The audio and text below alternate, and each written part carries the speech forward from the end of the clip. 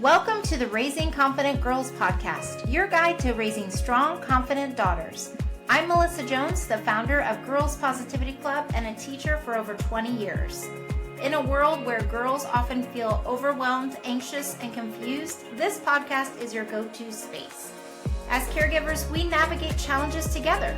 I founded Girls Positivity Club to provide a place where you belong and get the tools to face today's hurdles. Consider this your regular check-in with a trusted friend, offering insights and practical tips for meaningful conversations. I'm here to help you feel confident on this journey of raising a generation of empowered girls. Let's dive in and raise those confident girls together. Hey everybody, it's Melissa and welcome back to Raising Confident Girls. Today we're talking about the car ride after a hard day and what to say in that moment without shutting her down.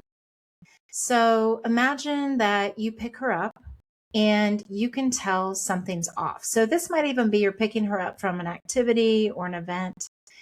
She gets in the car, maybe she closes the door a little harder than usual, or just sits quietly and looks out the window.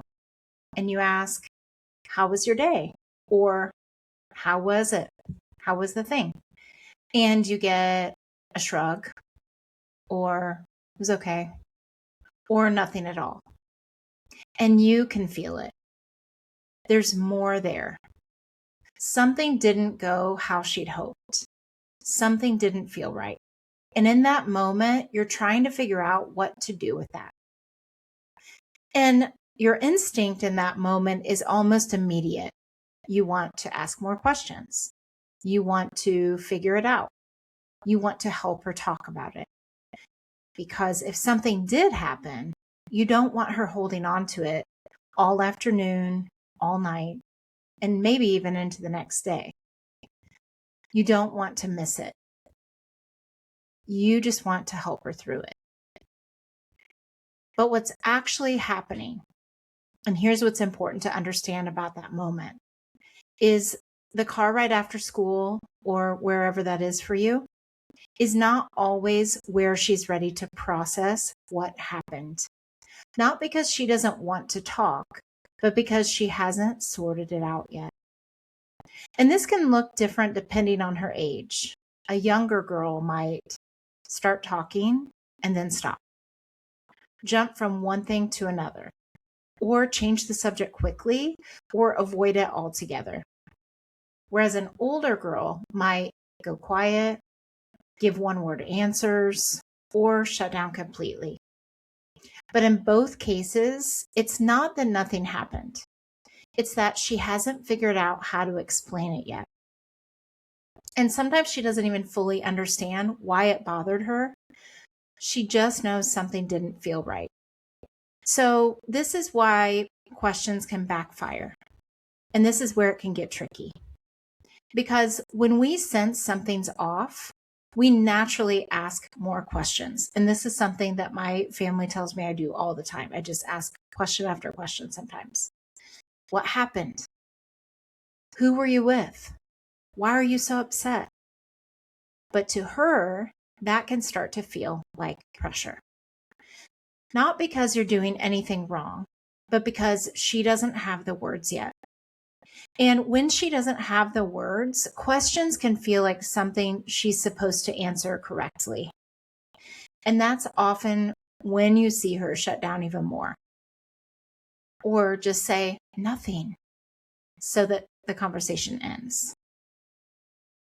And so what I want you to think about and shift is instead of trying to get her to explain it, the goal in that moment is to create space, not fill it.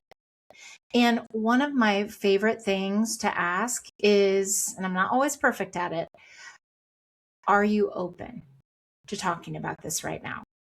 That is one of the most powerful things that you can ask her because it gives her the ability to have the option of either talking about it right then, because maybe she does want to talk about it and she wants you to ask her something to open it up, or like I said, she just wants time to process it and maybe she'll come back to you later.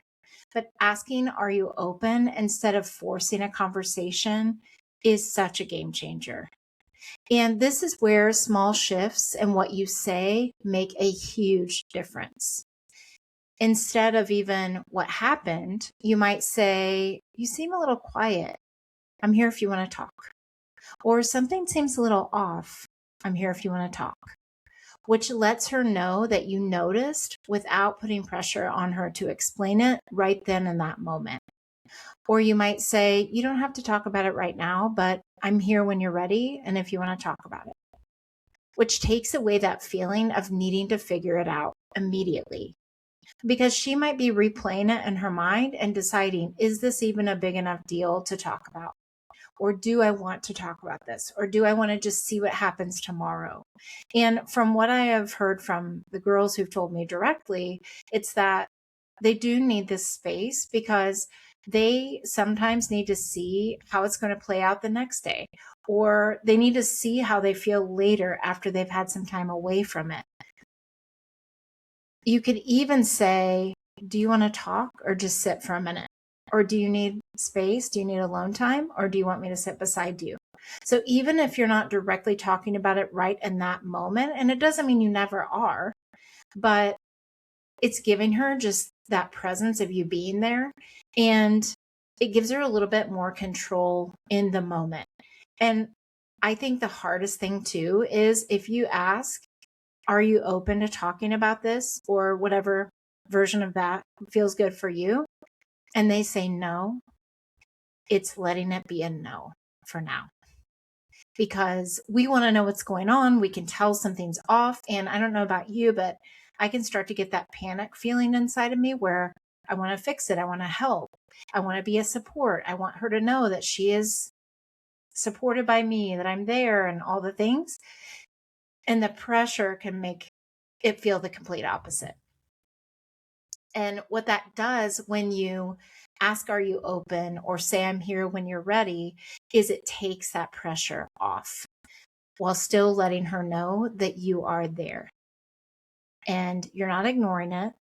You're just not forcing it, especially in that moment. But what you're really doing is you are showing her something really important. You don't have to figure it out completely to come to me. Because sometimes girls feel like they have to have it thought all the way through, or they have to know all the details before they come and talk to us about it.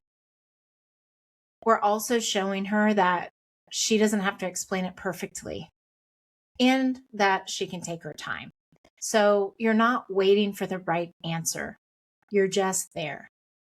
And however it comes out, even if it's jumbled, even if it's hard to kind of piece it all together, sometimes they just need to vent and need to just tell you everything without us stepping in when they're telling us to.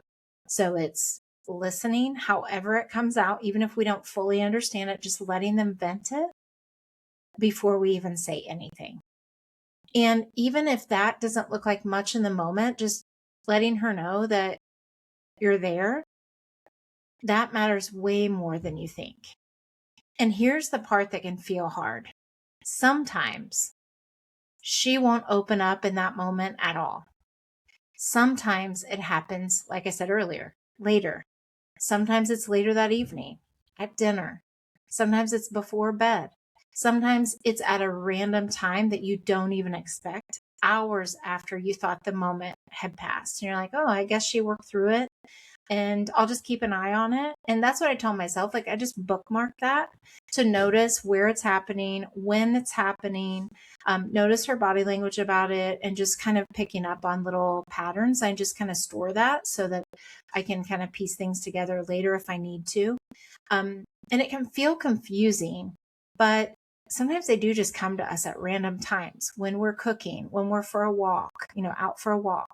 If we are outside gardening, or we're doing a house chore, maybe we're mopping the floor, or maybe we're organizing a closet, or maybe we're working, actually, if you work from home or you're working on a project, and it seems like they're coming to you at the most inconvenient time.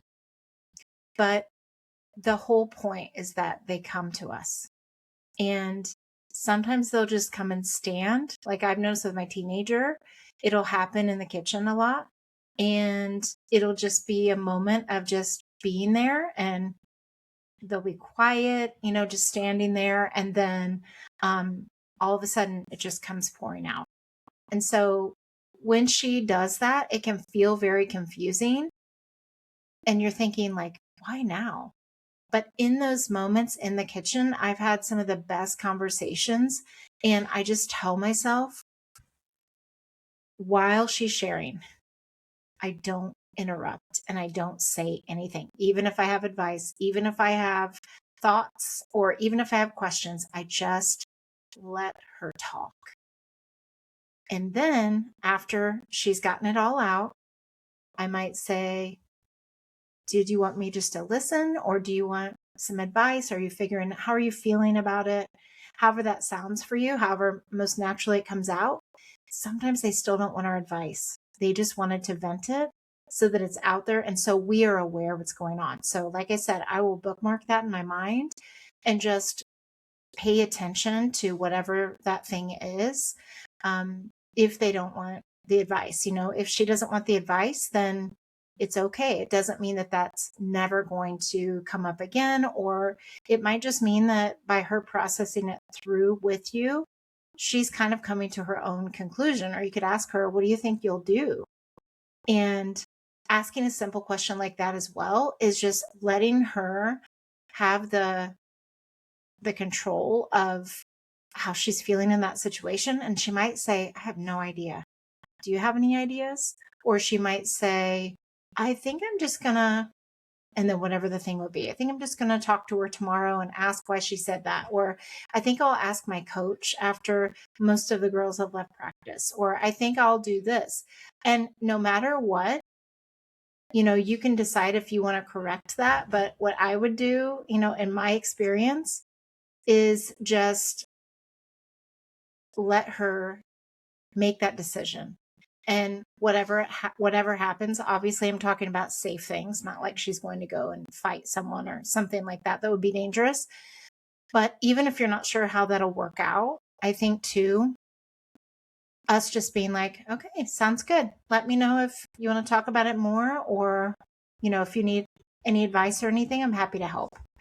And just letting her kind of have that control over however she's going to handle it. Because what I've also found is when I correct what she is saying she's going to do, then that can make her doubt a decision that she's made. Or, you might approach it and like, oh, that's a good idea. Have you, do you have other ideas too? Or are you thinking about this?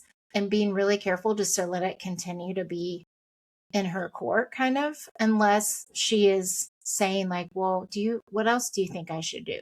And sometimes she'll just naturally say something like that.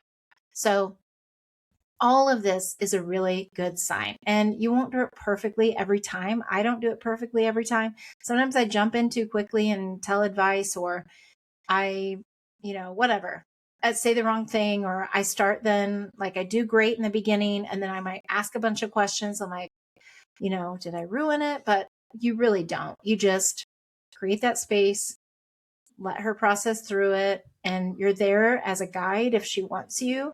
But mainly what they want is that person, that safe person to process it through with. And I'm always glad that they even come to us at all. It's like when she comes to you, it's like, that is such a great sign that she trusts you, that she feels safe telling you things. And we're not always going to agree with everything they say.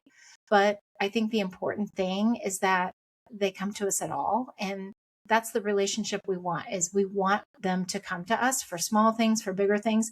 And we also don't have to solve it all for them either.